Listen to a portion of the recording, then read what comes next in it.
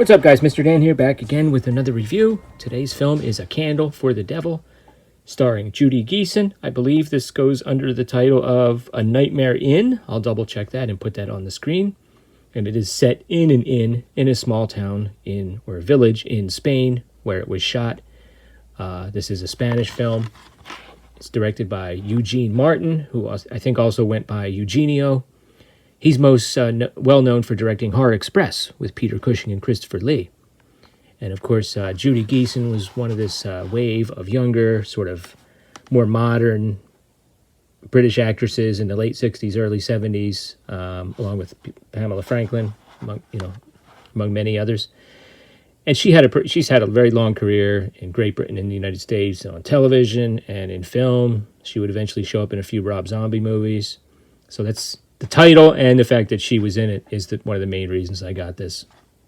I recently watched the movie Brannigan with John Wayne, where he plays a cop that goes to Great Britain. So she's the young officer that is sort of his liaison. She was also in To Sir with Love. That's probably what she's well known for. And a movie called Berserk, which sounds interesting. And this also stars Aurora Batista and Esperanza Roy as two sisters. These were Spanish actresses that both had very long careers. The older sister is named Marta. Now, when you're watching this, there's a few times in the beginning, I wasn't sure whether the younger sister was saying mother. I was like, are they mother, daughter? No, they're sisters. And the actresses were actually separated about 10 years. And they have very similar hairstyles for a lot of the films. So, like, they'll walk in, and then until one of them turns around, you're like, wait, which one is that again? But you'll figure it out. The older sister is, like, much more domineering. She's the boss. And the film opens with an opening scene where something horrible happens. So Judy Geeson arrives the next day and, checks into the inn and says, I'm supposed to meet my sister. And they say, well, she checked out. And that just doesn't seem right. And eventually she meets a young guy in town who's a photographer who knew the sister. And she sort of it's a small village, so there's like two taxi drivers and one train station. So she checks around and like nobody left. So nobody fitting that description left. She's a blonde-haired British woman in a small Spanish village. So she starts to investigate what went on. She kind of questions the sisters. Eventually she gets kicked out, or she leaves. Now the horrible thing that happens in the beginning with the sister, you do get to see that. You know what? I won't even describe it. I'm not going to say too much about the plot, but basically, the older sister, Marta, is offended by the free-spirited nature of these younger women. She's like a kind of a spinster. We learned later that she was actually supposed to be married at one time. She was engaged, but it fell apart, and she's kind of bitter, older now, kind of sexually repressed. And her younger sister sort of has an outlet for that, which comes into play later. But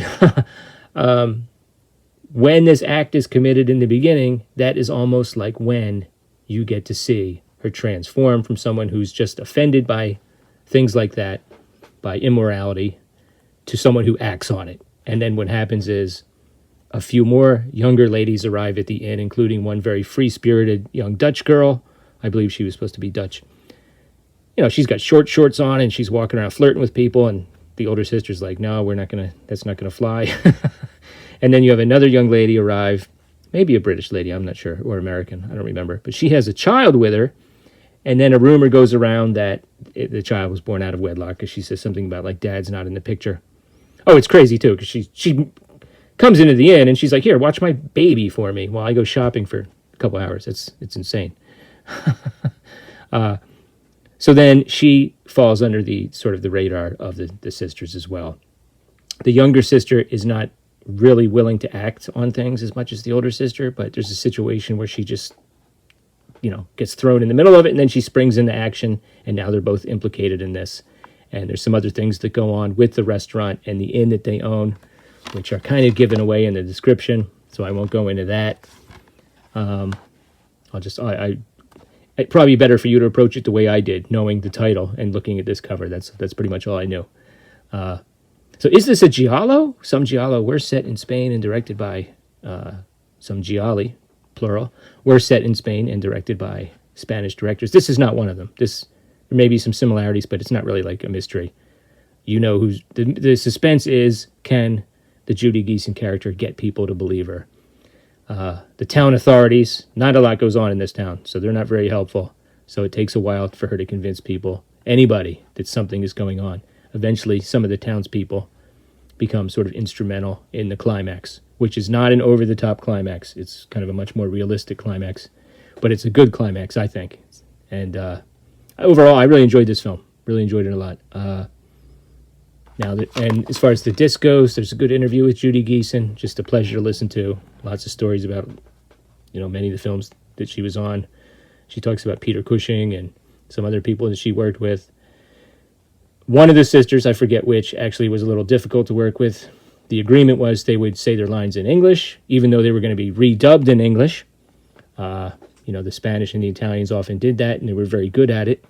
But she refused and only delivered her lines in Spanish, which caused Judy Geeson to have to learn a little bit here and there so she knew when it was her cue.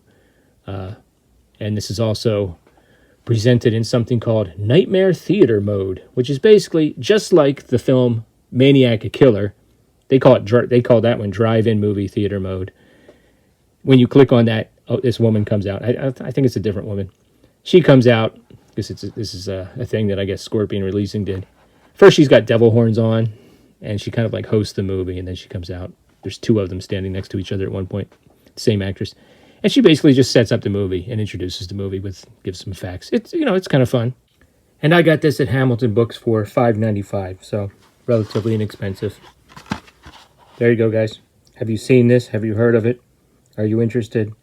Let me know in the comments below, and I'll catch you next time. Thanks.